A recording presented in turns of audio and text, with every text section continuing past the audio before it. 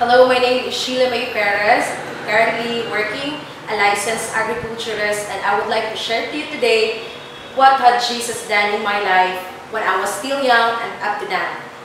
Way back in my younger age, I grown up from a broken family. Of course, it is sad. No one would like to live in a broken family. Nag-aral ako ng elementary hanggang high school. I have this hatred, yung sobra-sobra talagang hatred in my life. Because ever since nabuhay ako sa mundo, I did not know my father. Not even his name. And I don't grow up with my mother. I grown up from my aunt. Of course, that's not a good story. I don't have any good friends I could count on. Because that's the heart in me. I really hate people. But when I come to high school, especially in my third year, I joined the campus ministry. Hindi ko naisip na maganda yon. Parang sa akin, sali-sali lang. Join-join lang kasi yung mga kaibigan ko, yung 4 na mga kaibigan ko, nandun eh. Sasali lang ako. But I don't think doon pala magkakaroon ng pagbabago yung turning point ng buhay ko.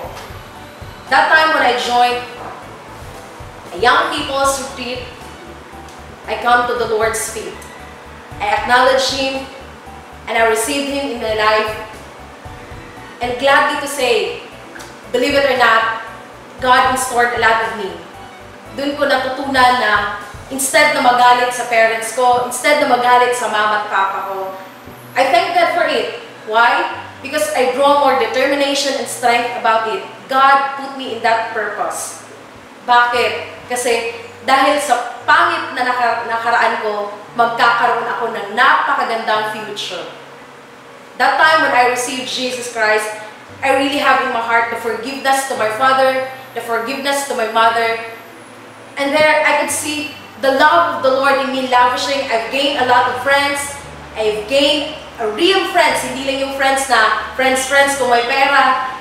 Pero talagang through thick and thin, they will stick to you and they will really be beside you. And from that on, nagkaroon ng direction ang buhay ko, klarong direksyon, at saka naging masaya ako. Eh ano ngayon, kung wasak yung pamilya ko, meron naman akong buong pamilya sa Panginoon. That time, nagkaroon ng direksyon ang pag-aaral ko, nagtapos ako, nagsikap ako, all of this because of God's grace. At masaya po ako na ibahagi sa inyong lahat na up to now, I am very enjoying, I am very interested and excited doing the ministry of the Lord. Sa lahat ng mga young people, do not waste your time. Do not waste your life. Kung mayroon ka mang nakaraan na pangit, huwag mo nang alalahanin yun. Just move forward. Bakit? May magandang plano ang Diyos. Ika nga, ang isang gift, kailangan mong wasakin yung wrapper niya to see what's inside. And that's the thing that really happened to my life. And now, I am very happy and glad na ginagamit ako ng Panginoon sa kanyang magawain in our church, in the ministry, in the campus ministry. I've graduated from MSU and I was once a values core group member who really worked hard and work hand in hand with the Lord. Mas maganda pong mag-aral kasama ang Panginoon. Bakit? Mas masaya, nakaka-excite, at alam mo at sigurado kang nasa tamang landas. So sa lahat ng mga youth, sa lahat ng mga taong nahihirapan sa buhay, nawawalan ng pag-asa, nawawalan ng direction, eto na po ang pagkakataon natin. Just have time. I would like to encourage you and invite you to watch the New Hope TV, especially now, nandito na sa Philippines.